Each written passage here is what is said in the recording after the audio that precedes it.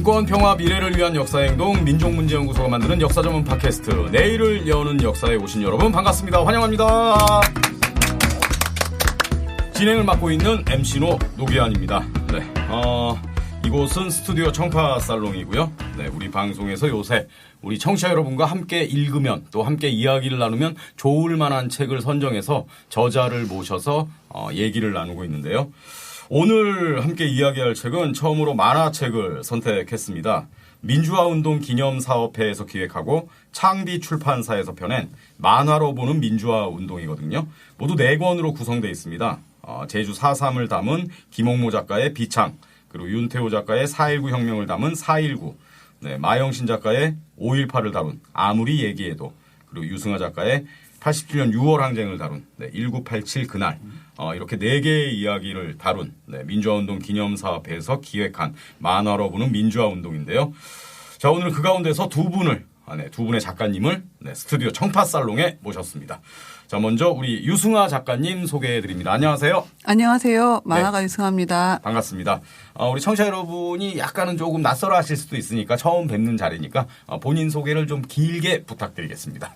예, 저는 만화가로 처음 데뷔한 것은 1994년도고요. 문민정부 때. 아, 그런가요? 예. 예. 그때 신한은행에서 그 만화가들을 대상으로 새싹 만화상이라는 것을 만들어서 네. 공모전을 했는데 네. 뭐 우연히 이제 응모를 했다가 대상을 받은 거예요. 아, 그게 데뷔하신 예, 건가요? 그래서 데뷔해서 만화가 될 줄 알았는데 94년에 신한은행에서 했으면 이제 일단 금융권에서 한 대회니까 상금이 많았겠네요. 1등이 정확하시네요. 네, 원래 금융권이 셉니다. 예. 근데 3회까지만 하고 없어졌고요. 예. 그러고 만화가 될 줄 알았는데 예. 그 25년 동안 하기는 계속 했지만 딱히 이렇게 사람들이 알아줄 만한 작업은 뭐 많지는 않고요. 겸손히 말씀이시고요. 뭐 좀 어떤 작업들을 했는지 몇 가지만 좀 소개해 주신다면 뭐 어떤 작품들을 좀 많이 하셨어요? 국가인권위원회에서 나온 그 십실반이라는 만화책이 있었어요. 예, 그 인권 시리즈였는데 그 3권 같이 공저로 내는데 반응이 좋았었고요. 한겨레 신문에서 생활만평을 한 10년 했는데 별로 존재감이 없이 조용히 했고, 그리고 그 외에 이제 여러 용산 참사라든가 이제 농성장 이런 데 다니면서 르포 만화를 간간히 그렸습니다. 네. 그리고 이번에 이제 민주화운동 기념사업회에서 펴낸 만화로 보는 민주화운동에서 이제 1987년 6월 항쟁을 다룬 만화를 맡아서 창작을 하신 거죠. 네. 네. 뭐 겸손하신 말씀을 좀 많이 해주셨는데 말씀 들어보니까 우리 사회의 여러 좀 어두운 면이랄까, 좀 부조리한 면. 뭐 이런 것들에 대해서 좀 관심을 좀 많이 갖고 작품 활동을 해오신 게 아닌가 그런 생각이 드네요. 네. 존경합니다. 리스펙트! 네. 훌륭하시지 않습니까? 갑자기가 아니라 지금 작품 활동을 하신 얘기를 들어보니까 우리 공동체에 꼭 필요한 그런 것들을 작업을 해서 만화로 펴내신 거 아닙니까? 이거 얼마나 전혀 저 성격과는 많이 다릅니다. 네. 지금 좀 전에 목소리 들어온 게 우리 김세호 PD인데 당연히 존경해야죠. 예. 자, 그리고 5.18 광주 민주화운동을 다룬 아무리 얘기해도의 작가, 마영신 작가님 모셨습니다. 안녕하세요. 네, 안녕하세요. 마영신입니다. 네, 우리 마영신 작가님도 자기소개를 좀 길게 부탁드리겠습니다. 저는 초등학교 국민학교 6학년 때 국민학교 다니셨군요. 전교에서 만화를 제일 잘 그렸어요. 그래서 그때부터 저는 이제 만화를 할까 하다가 중학교 때부터 만화 잡지는 완전 거의 망해가는 그런 시즌이었어요. 고등학교 때까지. 네. 그래서 만화가 꿈을 안 꿨는데 20살 넘어서 이제 영화 미술 스텝을 하면서 그때 겪었던 일이 너무 재밌어서 친구들한테 맨날 술 먹을 때마다 들려주는데 너무 긴 거예요. 그래서 이제 이걸 약간 50페이지짜리 만화로 만들면서 만화에 대한 그 힘을 느꼈어요. 스스로. 이렇게 하는구나 해서 그렇게 또 만화가를 꿈꾸면서 방위산업체를 이제 공장 남도공단을 한 3년 반 다녔어요. 그때 군대 되시니까 방위산업체를 다니신 거예요? 용접을 하면서 그때 있었던 경험을 가지고 또 만화를 만든 게 남도공단이고 그렇게 시작해서 저는 이제 만화가 생활을 시작하게 됐죠. 네. 그래서 지금까지 작품 활동을 하고 계시다. 예, 네. 그래서 그렇게 됐습니다. 중학교 때 이제 정규에서 만화를 제일 잘 그렸다. 초등학교, 국민학교 6학년 때. 아, 국민학교 때. 네. 네. 공부를 안 했단 얘기네요. 원래 그 교과서 같은데 만화 그리고 그러잖아요. 전교 회장이 저한테 항상 와서 네. 만화를 배웠어요. 그래서 자기 밥 도시락 맛있는 거 주면서. 아, 네. 나이가 대충 나오네요. 급식은 안 먹고 도시락 싸고. 급식이 저희 6학년 딱 졸업하기 직접 일주일 먹었는데 예. 저희한테 5만 원씩 내놓으라고 갑자기 학교에서 네. 급식 만드는데 5만 원씩 내라고 애들이 무슨 우리가 왜 5만 원이냐고. 예. 그때 하여튼 이상했어요. 하여튼. 네. 지금 토크도 약간 이상한 방향으로 가고 있습니다. 그러니까 우리 마영신 작가님 본인 소개를 정리하면 예. 어렸을 때 이제 만화를 재미삼아 많이 그렸고 거기에 내가 재능이 있는 걸 발견했고 이제 군대 영화 미술 스텝을 하셨습니까? 네, 잠깐. 어떤 작품에 좀 참여하셨어요? 그 영화 예술 영화 같은 건데 저예산. 예. 그 영화가 얘기하면 기니까 하여튼 부산 가서 내려가서 미술 세트를 만들었어요. 예, 그거 만들면서 있었던 일을 제가 네. 만들었죠. 그러니까 영화 미술 스텝을 하면서 재밌었던 일을 또 만화로 창작하다 보니까 이제 전업 작가의 길까지 오게 됐다. 네. 네. 술자리 얘기가 잠깐 나왔는데 술을 좀 좋아하시나 봐요. 거의 일주일에 한 네.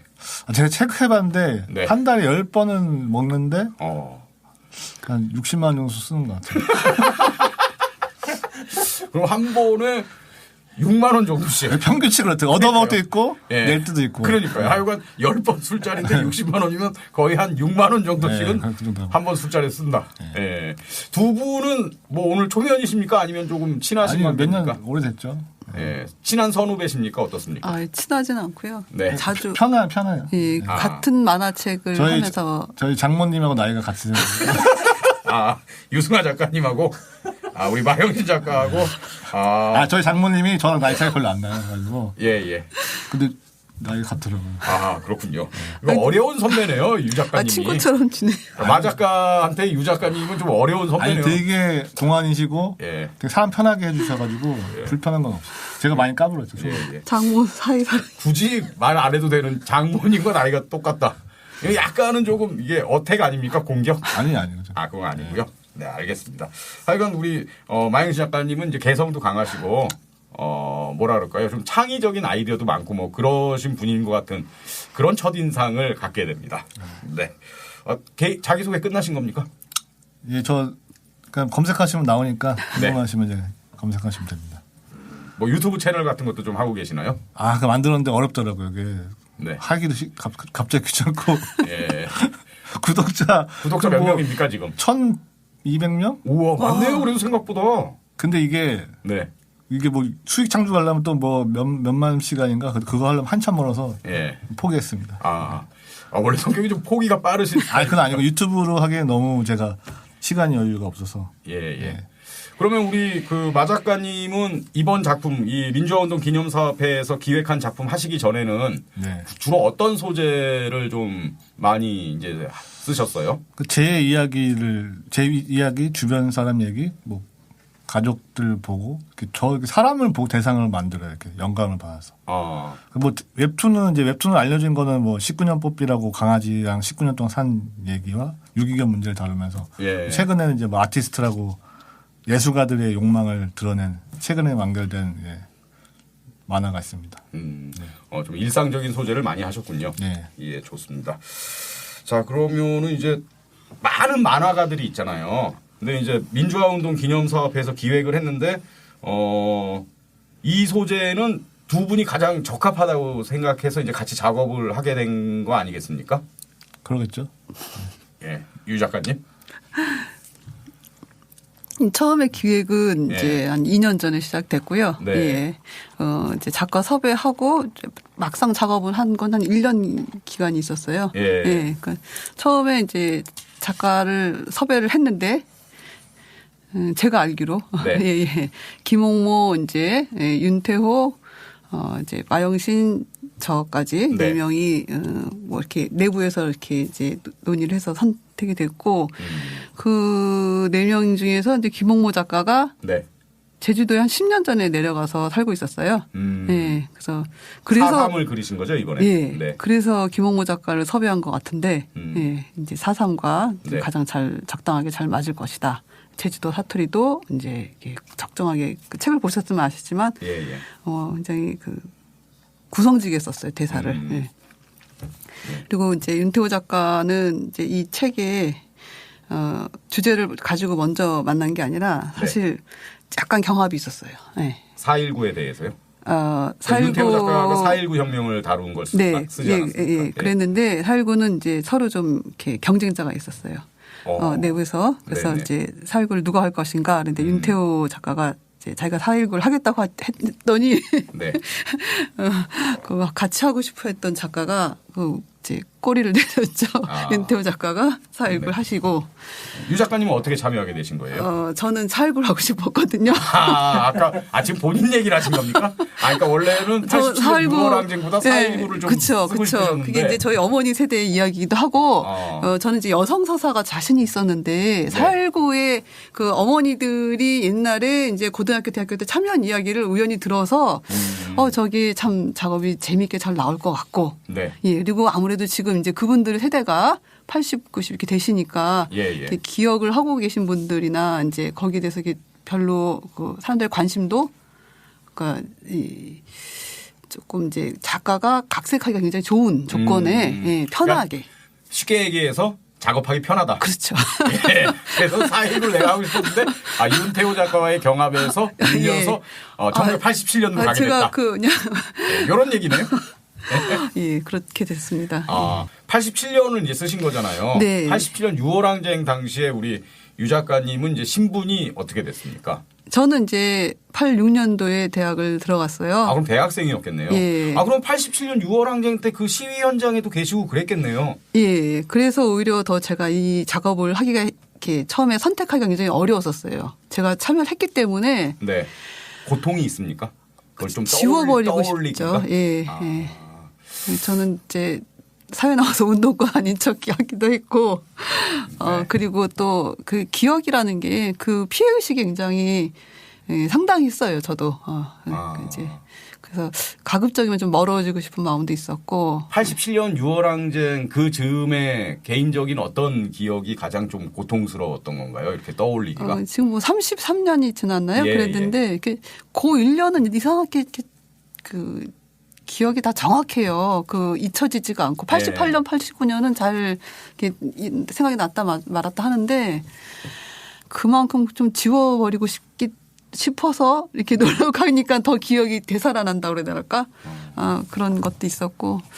그리고 아무래도 시위에 열심히 참여하다 보면 집안에서의 그 갈등? 그렇죠. 그게 제일 심해서 이제 지금 이제 어머니 돌보면서도 이제 연로하시니까 돌보면서도 그때 방향이 그게 아니었더라면 하는 생각을 굉장히 많이 하게 되는 부분이 바로 그 87년도였죠. 네. 뭐 이 얘기는 조금 이따 작품 얘기하면서 조금 더 들어보겠고요. 우리 마영신 작가님은 어떤 계기로 이렇게 참여하게 되셨어요? 연락이 오니까 네. 돈을 주고 괜찮은데 고려가? 택시 운전사 영화 보면 송강호가 돈 좀 갈게요. 나 똑같았어요, 저랑. 제가 돈이 필요했거든요. 네. 근데 이제 5.18 이거를 무서운 줄 모르고 맡은 거예요. 이게 진짜 무서운 주제였어요. 네. 하면서 한 6개월 후에서 하면서 내내 후회했어요.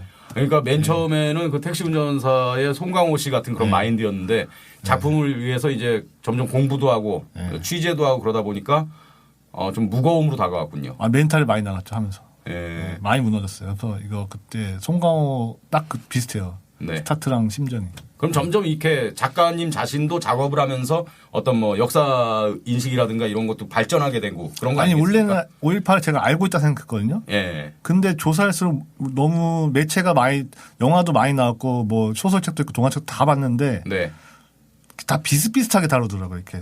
하이라이트 같이. 근데 저는 이제 안 다른 부분들 왜 이건 안 들었을까 그런 부분을 좀 채워 넣었죠. 그래서 공부하면서 잔인한 사진을 너무 많이 봤어요. 그래서 그게 좀 저를 많이 괴롭히더라고요. 80년에 우리 마 작가님은 신분이 어땠습니까? 안 태어났죠. 안 태어났습니까? 네. 좀 이렇게 노안이시네요. 제가 무슨 아니에요. 아니 80년에 안 태어났어요. 82년생. 그러니까요. 네. 82년생 치고는 좀 이제 성숙해 보이시네요. 그래요? 네. 노안은 싫어하시지만 성숙해 보인다는 표현은 좀 수긍하시네요. 처음 들어가지고. 네. 제가 듣기로는 이제 마작가는 젊은 작가, 젊은 그 독자들이 되게 좋아하는, 그래, 마니아층이 있는. 그쵸. 그리고 이제 아무래도 다른 윤태호 작가, 김홍모 작가 저까지 해서 평균 연령이 너무 높았어요. 그러니까 이 만화책을 하는 이유 자체도 우리 젊은 세대들이랑 소통하려고 시작하는 것이니까 마작가를 봤을 때 물론 그림도 잘 그리고 훌륭하고 재미있고 하지만 가장 이제 여건이 우리의 평균 연령을 낮춰준다. 젊은 작가다. 이게 굉장히 그런 걸로 제가 저를 섭외한 건 아니고 낮추겠지만 5.18 만화는 진짜 웬만한 만화가들이 이거 풀어내지 못해요. 제가 저니까 진짜 이 정도 만들었다. 한 권으로 자신 있게 말할 수 있습니다. 좋습니다. 이런 패기, 자신감 좋고 제가 이 두 작품을 다 이제 읽어봤는데 사실 이렇게 읽으면서 마음이 불편한 구석이 참 많았어요. 특히 왜냐하면 이제 우리 마영신 작가께서 그린 아무리 얘기해도 이 부분에는 이제 무고한 시민들이 희생되는 것들이 커트 이렇게 많이 나오지 않습니까? 그걸 보는 게 상당히 불편하더라고요, 진짜로. 조금 눈물이 핑 도는 장면도 있고. 일단 아무리 얘기해도 작품 소개를 좀 해주시죠. 그 아무리 얘기해도 진실을 안 듣는 사람들이 많잖아요. 그래서 아무리 얘기해도라고 지었고 그 2020 지금 현재 고등학생이 우연히 이제 일베에서 퍼지는 광수 사진이라고 지만원 씨가 항상 북한이 개입했다 이제 5.18 때. 그럼 광수라고. 광수 사진이라고 보여주면서. 근데 광수라는 게 무슨 왜? 그러니까 자기가 그냥 지은 거예요, 광수. 그게 광주 항쟁 때 수상한 사람들 그래갖고 광수라고 지었다 이런 얘기도 있고. 어쨌든 광수 사진을 보면서 반장이 이제 그 친구들하고 이제 이거 5.18 때 광수 사진이다. 그러니까 이제 선생님이 그 모습 보고 이 5.18에 대해서 쭉 얘기해줘요. 그러니까 이게 어쨌든 고등학생, 중고등학생들이 읽어야 되니까 이 설명을 전반적으로 해주고 이 이야기가 끝나는데도 이제 반장은 그걸 이제 부정하죠. 스스로. 저 선생이 나를 뭐라 했고 막 5.18에 누가 죽던 말도 뭔 상관이야. 동물 죽은 게 더 슬퍼. 이런 이상한 일배 같은 마인드를 가진 아이가 선생님의 잘못 임산부좌석에 앉은 장소 그 모습 보고 이제 그 선생님의 도덕적 흠집 아주 작은 흠집 보고 저 선생이 역시 저 나쁜 선생하고 이제 판단하고 5.18을 막 조롱하게 되는 이제 그 구조를 이제 제가 이야기를 만든 이야기입니다. 그러면서 구구파들의 주장한 것들 다 반박을 만화에서 다 했습니다. 훌륭합니다. 제가 읽으면서 감동을 많이 받았습니다. 그러니까 주인공을 왜 일배를 하는 고등학생으로 이렇게 설정을 했을까 이런 생각을 많이 했는데 근데 이제 82년생인 작가하고 딱 맞는 것 같아요. 어떻게 보면 가장 좀 젊은 작가가 그리고 제목도 아무리 얘기해도가 이게 좀 중의적인 의미 아닌가요? 아무리 얘기 듣지도 않고 아무리 얘기해도 지나치지 않는다. 지나치지 않습니다. 그러니까 광주의 그 진상이라든가 광주 항쟁이 갖는 우리 현대사에서 갖는 의미는 아무리 얘기해도 지나치지 않고 그리고 또 아무리 얘기해도 들어 처먹지 않는 놈들이 있다. 근데 일배는 안 하는데 보통 사람들이 일배 같은 마인드를 가진 사람들이 되게 많아요. 생각보다. 드러내지 않고 서서히 드러내거나 자기가 일배 같은 마인드인지 몰라요. 그래서 제가 이 만화를 통해서 그런 생각하는 것 자체가 일배라는 거를 선을 그어줬습니다. 이게 이제 조사하시면서 너무 가슴 아픈 얘기들이 많잖아요. 그 어떠셨어요? 이거를 형상화해야 되는 거 아닙니까? 어찌됐건. 그러니까 제가 공수부대 역할을 해서 이게 때리고 뭐 이런 장면 죽은 시체들 던지고 이런 거 그리잖아요, 제가. 사진. 그러니까 매일 아침에 일어나서 모든 사진을 한번 정리를 하고 사진 순서가 정확하지가 않거든요. 그런 거 체크하는데 1시간 정도 걸려요. 그리고 그 사진을 온통 보잖아요. 시체 같은 것도 보고. 그 아침은 그거를 제가 정신교육을 먼저 스스로 받고 이제 작업할 때는 이제 신나는 노래 트는데 그게 스스로 계속 저를 깎아먹으면서 매일 끝나면 항상 육체 노동을 심하게 한 것 같아서 소주를 먹고 싶어요. 항상 끝나면. 그래서 뛰쳐나가 술을 먹으면은 저도 모르게 항상 욕을 하고 있어요. 친구들이 너 이렇게 욕을 많이 하잖아. 말끝마다. 화가 엄청나게 쌓인 거죠. 몸도 막 좀 맛이 가고. 그러니까 너무 이제 가슴 아프고 그런 것들을 보고 그걸 또 이제 구체적으로 형상화해야 되니까 거기서 오는 어떤 스트레스 이런 것들이 이제 또 나가서 술 마시고 6만 원을 쓰게 하는 거죠. 그땐 더 쓰세요. 한 번 나가면 뭐 3차, 4차 먹으면서.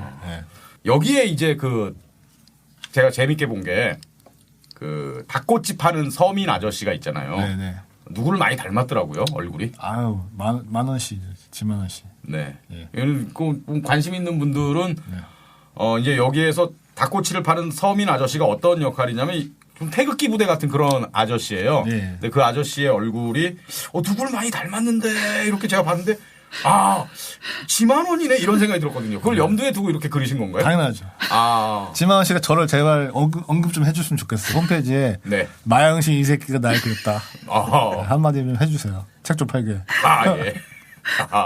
노이즈 마케팅을 좀 기다리고 계시다. 네. 그 외 다른 인물들도 또 뭐 실제 모델로 한 그런 사람들이 있습니까? 그 사람들 너무 무서워요, 요즘에. 막 고소를 많이 해가지고.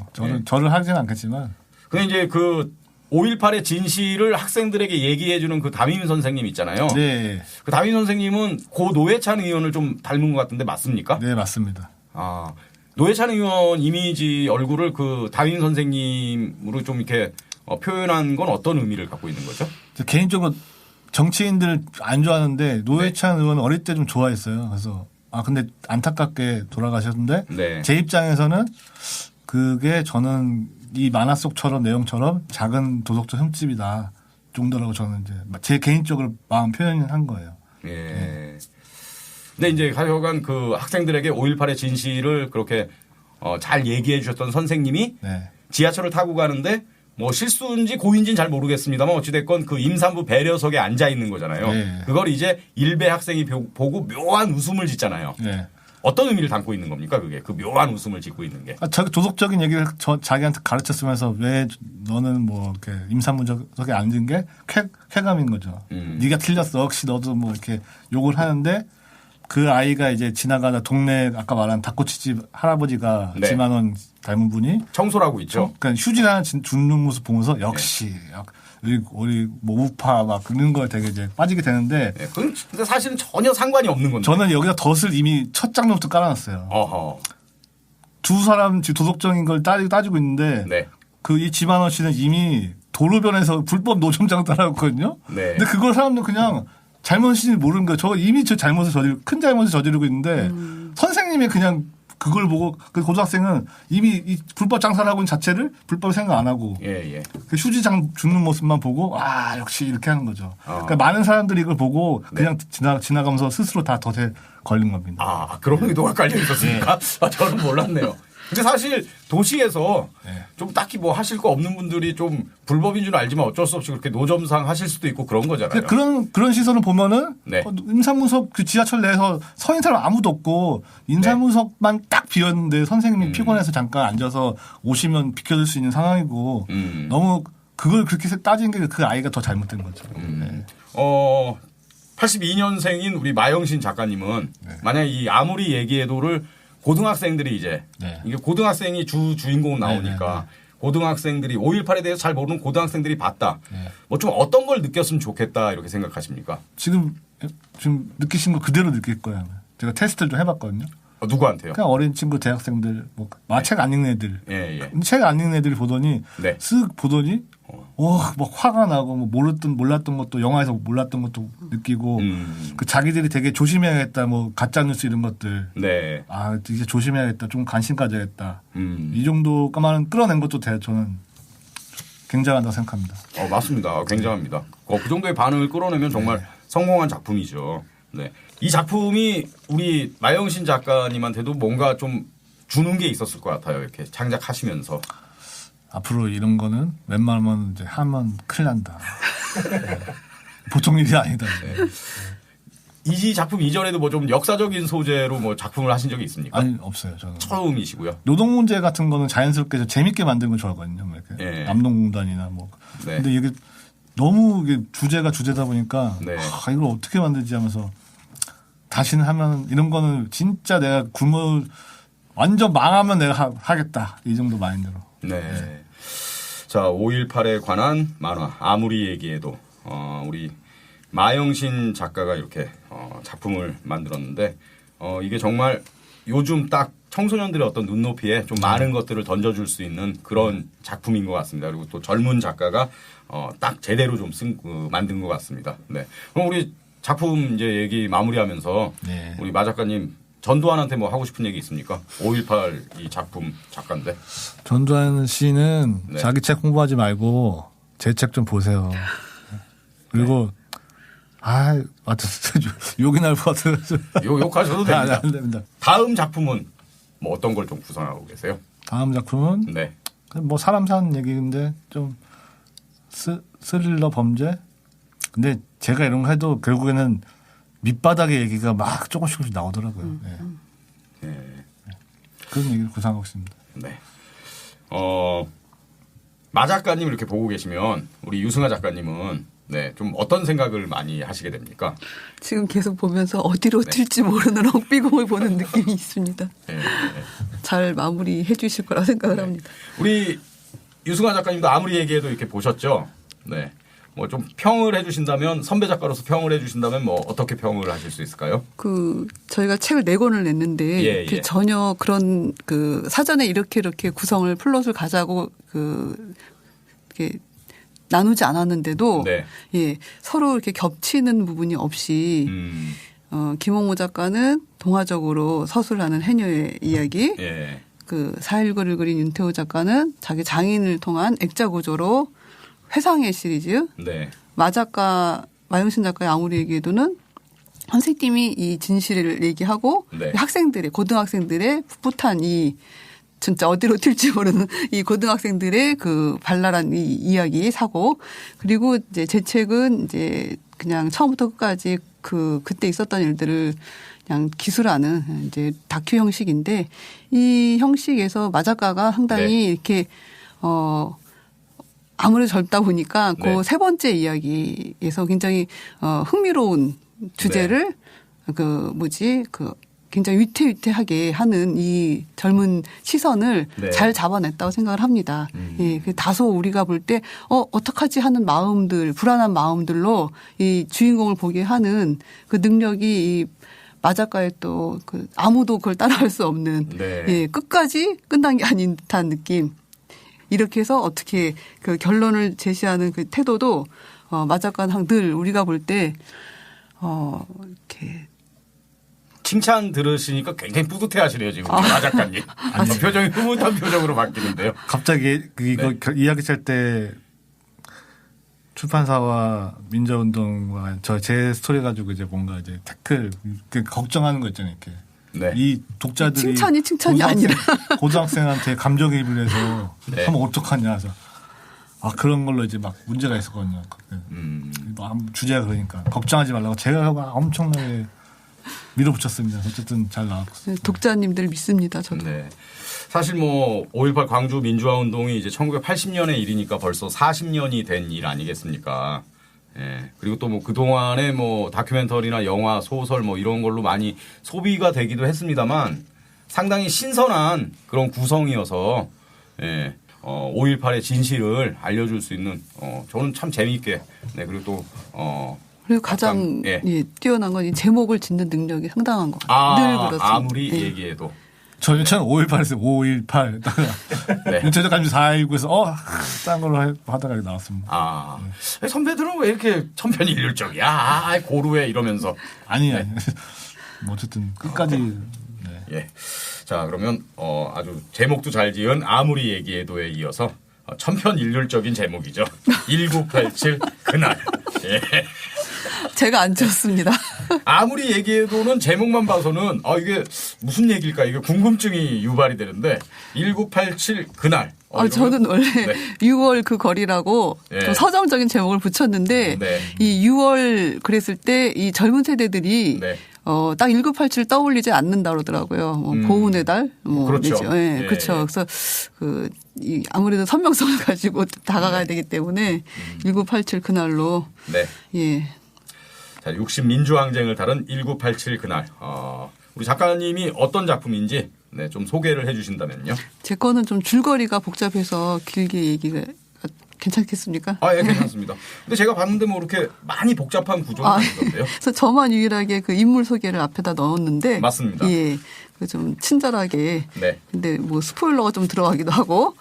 1987은 다들 아시겠지만 이제 6월 한 달 동안 전국에서 벌어진 그 이제 민주 항쟁을 얘기하는데 저는 여기서 이제 서울에서 그 명동 성당을 중심으로 해서 이야기를 풀고 있어요. 네. 예. 그 이제 뭐 단지 서울에서만 벌어진 일은 아니지만 이야기가 이제 좀 그 초점을 이제 그렇게 맞춘 이유가 제가 꼭 이 항쟁을 했던 사람, 그 참여를 했던 그 사람으로서 네. 예. 그때 명동 성당에서 있었던 5박 6일의 그 이 투쟁을 꼭 네. 좀 알리고 싶었었거든요. 예. 그러니까 이 밤늦게까지 시위를 하다가 경찰의 토끼몰이식 진압에 의해서 명동 성당 안으로 이제 사람들이 들어가게 된 거죠. 예. 그 당시에 이제 몇 명 정도 명동 성당 안으로 들어가게 800명 정도가 우연히 이제 네. 거기서 그럼 그 800명 안에 우리 유 작가님도 포함돼 있습니까? 아니요, 저는 거기 있진 않았고요. 예. 예.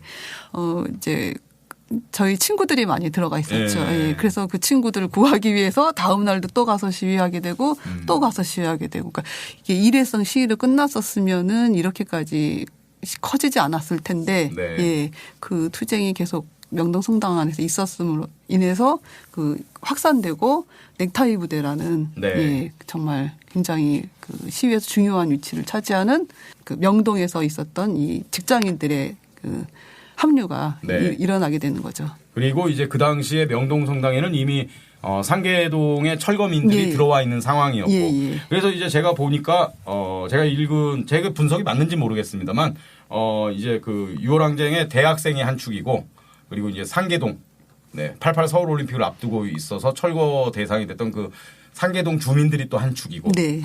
이 두 축으로 얘기가 진행이 되는 것 같더라고요. 네. 그 이제 이야기의 큰 줄기는 박종철과 이한열이란 두 대학생으로 연결이 되고요. 네. 어떻게 보면 닮았고 어떻게 보면 또 다른 그 부분이 있어요. 그리고 네. 이 박종철을 이야기하기 위해서 주인공 혜승이와 진주가 네. 설명을 하고 있고 박종철을 뒤에서는 나리와 병철이라는 인물이 이 이한열을 설명하고 있는데 이 설명만 하지 않고 이 네 명의 주인공이 각자 자기의 위치에서 항쟁의 주역으로서 나오는 거죠. 네. 예. 그리고 여기 이제 배관 밑바닥에 쭉 배관처럼 상계동 철거민들의 이야기가 네. 예, 저희 처음부터 끝까지 이제 배경처럼 구성이 되어 있어요. 네. 박종철 열사에 대한 묘사가 상당히 좀 디테일하고 그런데 취재를 좀 많이 하신 건가요? 관악구청에서 그 박종철 동상을 만들기로 하고서 1년 전에 모임이 있었어요. 예. 그 박종철과 친구들이라는 그러니까 박종철의 주변 그 당시 같이 학교 다녔던 그 친구들이 모임이 있었는데 이제 동상을 만들어야 되는데 같이 참가를 해달라고 그래서 저는 이 만화를 맡고서 네. 좀 막막하던 그 즈음이었는데 그럼 한번 가보자 해서 갔더니 이제 그 모임에서 박종철의 동상은 어떠해야 되는가 이야기가 나온 거죠. 그래서 저는 정말 저희가 알고 있는 박종철 열사는 그 증명사진 모범생 같이 안경 쓰고 예, 있는 예. 한 곳을 응시하고 있는 그 사진 한 장밖에 사실 없잖아요. 예. 근데 그 친구들 모임에서 나온 박종철 열사의 이야기는 상당히 이제 다정하고 그리고 잘 웃고 애교도 많고. 예, 농담도 잘하고 네. 그리고 이제 동상이 딱딱하지 않았으면 좋겠다라고 이제 이야기들 하시는 걸 보면서 참 우리가 알고 있는 어떤 박제화된 이미지 민주투사. 예, 네. 이 만화에서 좀 제가 그걸 깨야 되겠다. 그리고 우리 시대가 또 지나가면 정말 박종철 열사는 그 판박이처럼 그 증명사진 하나만 남아 있을 것 같더라고요. 그래서 네. 이한열 열사도 많이 늘려고 했지만 일단 박종철 열사를 많이 이렇게 묘사를 하다 보니 뒷부분에 있는 이한열 열사의 이야기는 좀 반복되니까 네. 예. 조금 이제 그래도 항쟁과 같이 이렇게 본물처럼 터져 나오는 부분이 있기 때문에 클라이막스로 박종철 열사 이야기를 좀 잔잔하게 많이 풀었어요. 예. 그건 좀 있었고. 사실 저는 이제 87년에 중학생이었고 제가 연희동 근처에 있는 중학교를 다녔거든요. 그래갖고 저는 87년의 기억이 일단은 체육 수업을 못했어요. 연세대 근처에 있던 중학교여서 늘 최루탄이 막 날아오고 그래서 더운데도 창문 다 꼭꼭 닫고 그리고 제 한 녀석이 사과탄 아시죠? 네. 사과탄을 주워와갖고 그걸 교실에서 터졌어요 그게. 걔가 이제 정학을 먹었는데 결국 하여튼 학교가 막 난리가 난 적이 있습니다. 하여튼 저에게는 그런 기억이거든요. 그리고 이제 나중에 대학에 들어가고 뭐 87년 얘기를 하면 그거 결국은 승리의 역사다. 그래서 저에게는 이제 87년 6월 한개 가면 승리 이 이미지로 기억이 되는데 아까 우리 유 작가님은 87년 당시에 굉장히 고통스러운 기억들도 많이 있었다 이러셨잖아요. 그 기억들이 구체적으로 어떤 건지 좀 궁금해지거든요. 그게 승리의 어떤 과정 아니었을까요? 이제 저는 제 대학교 1학년 때가 86년도에 대학을 들어갔으니까 그때 이제 학교 입학식 날부터 이제 체류탄이 터지기 시작하는 거예요. 아니, 어떻게 신입생들이 들어왔는데 선배들이 어떻게 교훈에서 전경들하고 이렇게 투석전을 할 수가 있을까라는 서운한 마음. 그리고 저는 전혀 뭐 운동에서 관심이 없는 건 아니었지만 전혀 어떤 그냥 순수 화가가 되려고 미대를 들어왔기 때문에 정말 열심히 이제 이 4년을 어떻게 하면 그 그림을 그릴까 생각을 하고 있었는데 들어가자마자 한 달쯤 되었을 때 김세진 이재호 열사라고 이제 분신을 두 분이 이제 하신 거예요. 그래서 그때 이제 미제 용병 뭐 이제 문무대라고 전방 입소 거부. 근데 그때 너무 충격이 커서 정말 굉장히 다들 이렇게 정신들이 없었어요. 다들 정말 그렇게 큰 일이 그 전에도 없었을 것 같아요. 학교 안에서. 그랬는데 그 충격의 후유증으로 이제 연속 선상에서 한 달 정도 있다가 이동수 열사라고 또 그분이 또 분신 투신을 하게 되는데 그건 이제 5월 대동제에 사람들이 많이 모여 있는 자리에서 문 목사님이 연사를 하는 가운데 보는 앞에서 떨어졌거든요. 그러니까 그 충격이 저는 이제 미대니까 그걸 직접 보지는 않았지만 굉장히 컸었어요, 충격이. 그래서 그 다음 날 바로 이제 만화에 나오는 박혜진이라고 저는 이름을 썼는데 박혜정 선배가 또 이제 한강에 투신 자살을 하면서 유서를 남겼는데 그 유서가 이제 정말 그때 운동권이 아닌 저에게 가슴을 정말 세게 후려친 거죠. 유서의 내용이 혹시 뭐 기억나십니까? 여기 그래서 이제 유서의 내용을 이제 넣어놨는데 그 유서의 내용 그대로 작품에 표현을 하신 거군요. 청소년 책이 돼서 가급적이면 이제 그 부분을 작게 넣으려고 이제 많이 줄였어요. 그래서 근데 그 1년만 더 살았더라면 정말 전혀 이러한 마음으로 죽지 않았을 굉장히 글을 잘 쓰던 국문학과 시인을 글을 전공하던 이 분이 정말 너무 어처구니 없이 이 시대의 아픔을 견디지 못하고 죽었다고 생각을 한 거죠. 그래서 제가 그때 이제 많이 울었고 이제 충격을 먹었고 그러면서도 이제 거의 1년 정도는 그냥 이렇게 호기심만 가지고 있었는데 이제 10월 달에는 이제 건대 항쟁이라고 그 애학투련 사건이 있었어요. 그것도 기억이 납니다. 그때 저 중학생이었는데 TV에서 난리도 아니었어요. 진짜 거의 뭐 빨갱이들 다 모였다. 그 신문의 전면에 구속된 학생들의 그 이름이 쫙 깔리면서 제가 만화에서 나중에 이 분량을 뺐는데 그 신문 위에서 이제 이렇게 라면을 먹는 주인공이 그런 장면을 하나 넣었다가 뺐거든요. 내용상 이제 앞뒤가 이제 단일 사건으로는 세계 최고로 구속자가 많은 그런 사건이잖아요. 86년 건대. 그러고 나선 학교가 정말 텅 비었다라는 말들을 많이 했어요. 많은 학우들이 잡혀갔으니까 1,525명이 연행돼서 1,288명이 구속되는 세계 최. 그러니까 20대 초반에 우리 작가님이 겪었던 그 개인적인 경험이 고스란히 또 이 작품을 만들면서 되살아나기 때문에 그게 조금 고통스러웠다 이런 말씀이시군요. 그래서 저희가 이제 미대를 다녔는데 그때 또 신촌역 벽화 사건이라고 홍대 미대생들 6명이 벽화를 통일의 기쁨이라는 벽화를 그렸는데 신문에 크게 나왔었어요. 그게 이제 그게 86년의 일입니까? 86년 7월의 일이고요. 저는 그때 저희 은사님이 고등학교 은사님이 저런 사람 사람들이랑 절대 어울리지 말라 그랬을 때 정말 예 그러면서 철석같이 이제 긍정을 했는데 지금 이 자리에서 선생님 죄송합니다. 제가 그분들하고 어떻게 또 어울리게 돼서 그 사건을 알게 되었고요. 그 중에 한 명인 이제 최병수 씨. 네. 예. 작품에서는 이제 병철로 나오는 거죠. 이름을 조금 이제 각색을 하고. 네. 최병수 씨는 어떤 분이십니까? 사실 저는 이 작품 읽으면서 좀 처음 알게 됐거든요. 예, 이분은 이제 우리가 가장 그 87년 6월 항쟁에서 가장 잘 알고 있는 시각 그 매체의 그 한여리를 살려내라는 걸개 그림을 그린 장본인이고요. 이분은 이 그림이 첫 작품인 거예요. 네. 그 전에는 목 쓰셨고요. 예. 이제 솜씨가 좋은 목 쓰셔서 여기 신촌역 벽화를 그릴 때 홍대 미대생 중에 한 명의 친구인 거예요. 어릴 적 친구. 그래서 사다리를 짜러 여기 놀러 왔다가 여기 작품에 그대로 나오죠. 네. 그래서 사실 이제 축소가 됐는데 이 신천역 벽화가 지어지고 난 다음에 정릉 벽화가 또 한 번 또 있어요. 또 거기서도 이제 경찰들하고 싸움이 있었고 거기서 구속돼서 이제 여기 조서를 쓰는 이야기는 이제 사실은 신천역 벽화가 아니라 정릉역 벽화 이야기. 네. 하여간 우리가 다 기억하는 그 한여리를 살려내라, 살려내라 걸개 그림을 그리신 분이 바로 그 극중 병철 최병수 선생님. 네. 이 1987 그날 뭐 청소년도 많이 읽지 않겠습니까? 네. 네. 좀 독자들에게 어떤 메시지를 주고 싶으셨어요?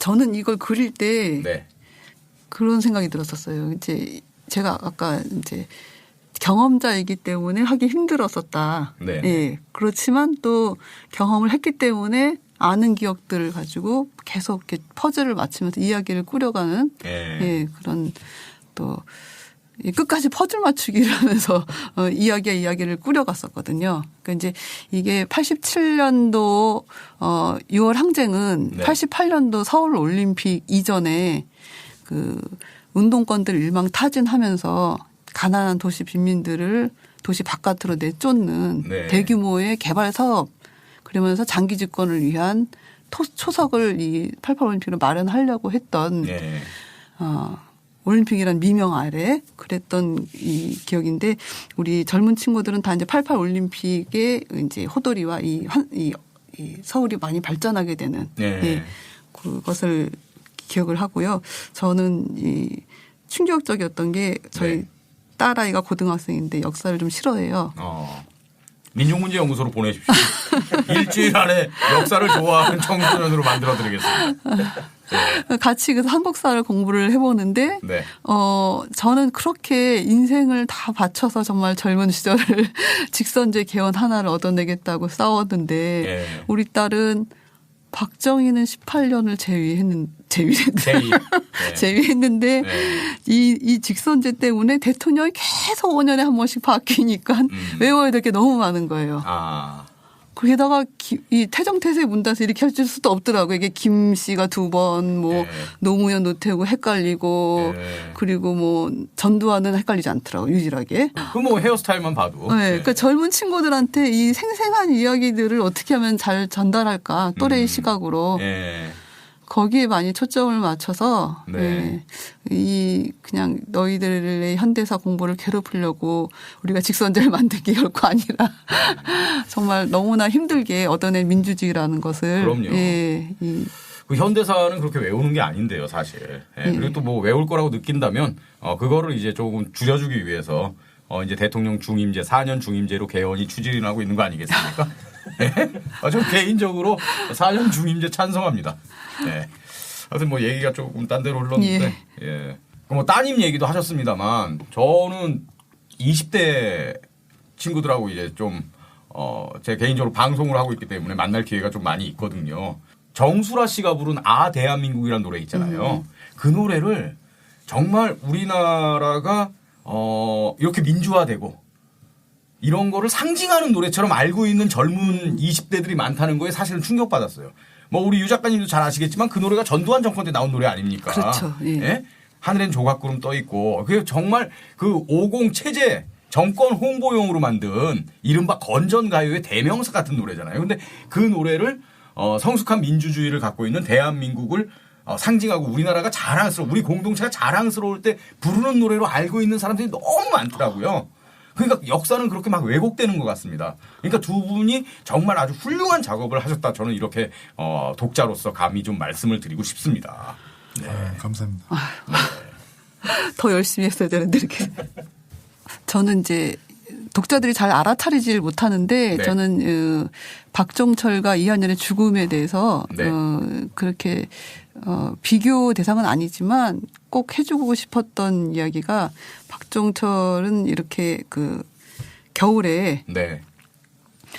제일 추운 이제 1월 14일 날 그 혼자 그 외로운 그 고문 받아가지고 이제 그 외로운 방에서 이제 죽고 장례식 없이 그 임진강에 뿌려지는 네. 아주 제일 불쌍한 죽음을 당한 박종철과 이 이한열 열사는 그래도 친구들이 보는 그리고 광장에서 굉장히 그 죽음 두 죽음을 비교하고 그리면서 고통스럽지만 굉장히 대조적이라는 생각이 들었었어요. 박종철 열사의 죽음은 이제 이른바 밀실에서 그렇죠. 그리고 이한열 열사의 죽음은 광장에서. 예, 그것도 이제 겨울과 여름의 차이가 있었고 그래서 그 시각의 차이를 이제 그 그림에서 많이 보여주려고 노력을 했는데 눈치채진 못하시더라고요. 저는 눈치채고 있었습니다. 예. 네. 지금 눈치챘습니다. 작업하시면서 이게 기술적으로 네. 어떤 게 제일 좀 힘드셨습니까? 저 작업 방식이 조금 다른 게 저는 네. 그림을 먼저 풀어내고 대사를 나중에 고치는 스타일이에요. 그러니까 대사가 먼저 나오면 그림이 더 빨랐을 텐데 네.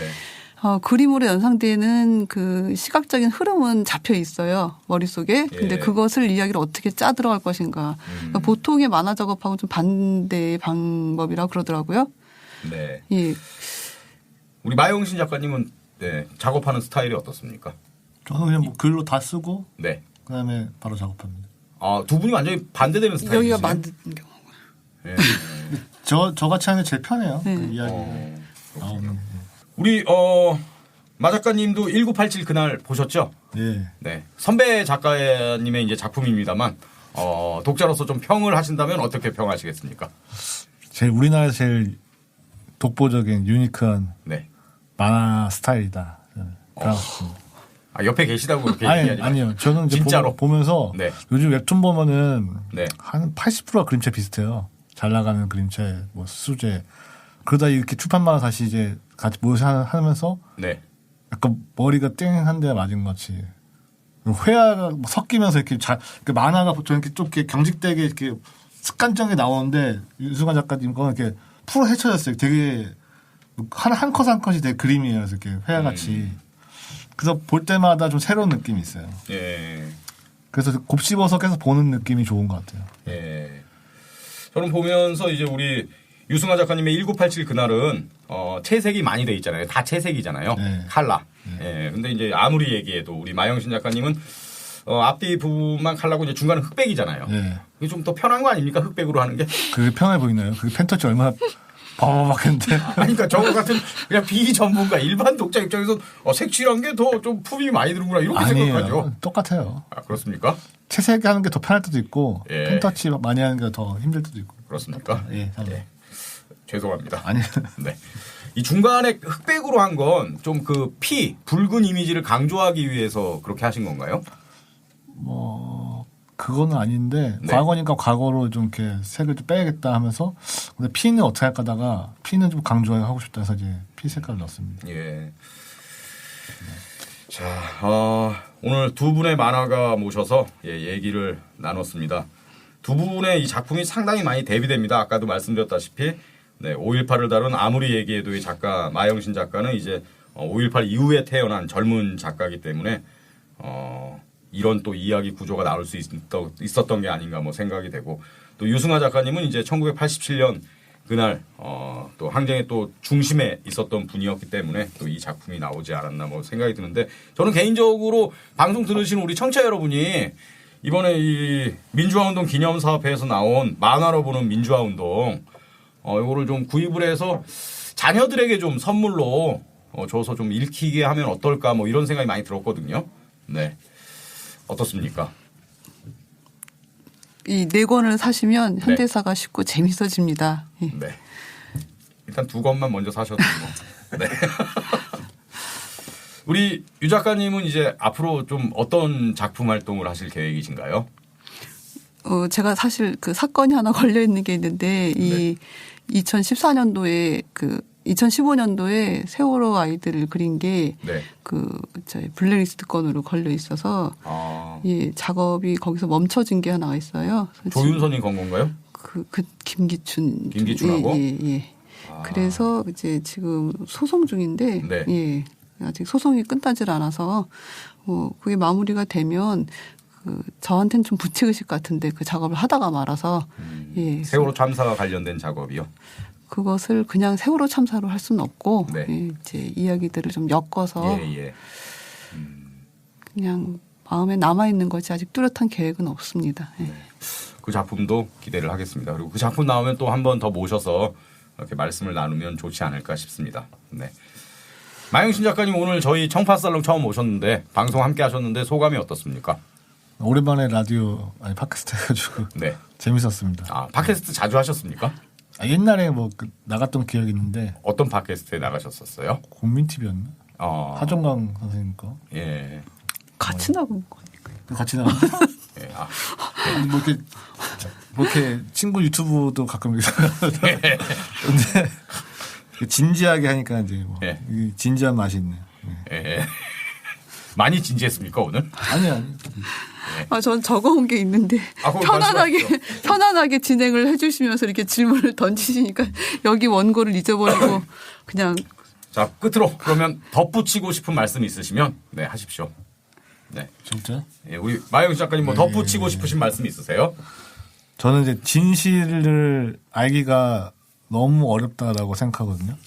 그 진실을 내가 진실하고 믿는 게 옆에 사람한테 전달하는데도 그것을 보고도 설득하기 힘든 세상인 것 같아요. 예. 자기 신념과 정치적 기육에 따라서 그때그때 사람들은 변하고 양심적인 진실을 말하기가 세상이 점점 제 입을 닫게 만들더라고요. 그래서 저는 항상 리영희 선생님이 옛날에 얘기했던 자기가 원하는 게 항상 진실이다. 그래서 저는 항상 그 마음을 품고 있습니다. 네. 그래서 이 책도 진실을 말하고 전달했는데 사람들이 얼마나 진실을 안 받아들이는지라고 이 메시지입니다. 아무리 얘기해도. 예. 그 진실을 알기가 점점 어려워지는 세상이다라는 말씀이 참 공감이 되고, 아무리 얘기해도 읽으면서 저는 그 우리 역사부정 처벌법인가요? 이름이? 네. 예. 하여튼 그 역사부정 처벌법을 만들자 이런 의견들이 조금씩 나오고 있잖아요. 이 법안이 좀 하루빨리 좀 만들어졌으면 좋겠다 이런 생각을 하게 됐었습니다. 네. 우리 마 작가님이 다음 작품으로 이런 역사부정 처벌법에 관한 작품을 한번 이렇게 어떤 화두를 던지는 그런 작품을 한번 만들어 보시면 어떨까요? 그렇게 하면 저는 그렇게 하면 웹툰에는 일단 이런 책 내용들 절대 연재가 안 돼요. 네. 웹툰 시장은. 왜요? 그 웹툰은 이제 기업이니까 돈을 벌어야 되니까. 예. 이런 소재도 많이 볼 수 있는 거 아닙니까? 그러니까 저는 이게 10대, 20대들이 많이 보는데 분명히 나이가 들면 30, 40대, 50대 되면 점점 떨어져 나가면서 더 악순환이 되는 거죠. 애들용만 계속 들어오고 떨어져 나가니까 계속 애들 용고 들어오고 독자는 이거밖에 없지 않냐 데이터로 보여주면서. 근데 저는 그거를 좀 싸우는 입장인데 좀 다양하게 좀 하려고 그러니까 대중적인 척하면서 막 이상한 걸 막 넣는 거죠. 연재시키면서 그게 되게 나중에 저는 그래서 5년 안에 10억을 벌어서 은퇴 그러니까 경제적 자유를 얻고 주식에 넣어놓은 다음에 저 이제 대중과 싸우는 작업을 안 하고 싶어요. 빨리. 그래서 80세까지는 혼자 이렇게 출판 만화 같이 이렇게 제가 원하는 만화에서 살고 싶어요. 그럼 하루빨리 이렇게 10억을 모으셔서 역사부정 처벌법에 관한 작품 이렇게. 좋죠. 제가 경제적 자유가 생기면 그러면 제가 다 프로싱해서 제가 다. 알겠습니다. 응원하겠습니다. 네, 감사합니다. 네. 우리 유 작가님은 덧붙이고 싶으신 말씀 없으십니까? 저는 이제 취재를 하는 과정에서 많은 사람들이 그냥 이 유월항쟁은 본인이 다 주인공이고 본인이 다 겪은 이야기이기 때문에 다들 굉장히 아직까지도 생생하게 다 이야기를 간직하고 있고요. 저도 그 시위에 참여했던 500만 명 중에 한 명일 뿐이니까 네. 더 많은 이야기들이 굉장히 많이 나올 수 있다고 생각이 들더라고요. 그래서 젊은 후배들에게 그리고 자기 기억을 정리하는 의미에서 주변 친구들한테 좀 많이 권장하고 있습니다. 더 나이 먹기 전에 우리 같이 한번 이 이야기들을 정리해보자. 네. 예. 더 훌륭한 작품들이 많이 나와주길 바랍니다. 네. 저도 뭐 보기 전에는 익히 제가 잘 알고 있는 얘기일 거라고 생각을 하고 이렇게 책장을 넘겼습니다만 이 만화라는 또 장르가 갖고 있는 그런 또 매력이 있고 또 신선함, 새로움이 있더라고요. 예, 다른 장르와 다른. 네, 그래서 정말 아주 인상 깊고 감동 깊게 읽었고요. 두 분의 작가님과 오늘 말씀을 나눴는데 즐거운 시간이었습니다. 네, 또 그리고 앞으로의 두 분의 좀 어떤 활동 같은 거 이게 좀 기대하게 되는 네, 그런 시간이었거든요. 네, 두 분의 앞으로 좀 왕성한 활동 기대하겠습니다. 작품 활동. 네. 자, 오늘 방송은 여기까지고요. 네, 함께해 주신 여러분 고맙습니다. 댓글도 좀 많이 달아주시고 좋아요도 좀 눌러주시고 구독도 좀 부탁드리겠습니다.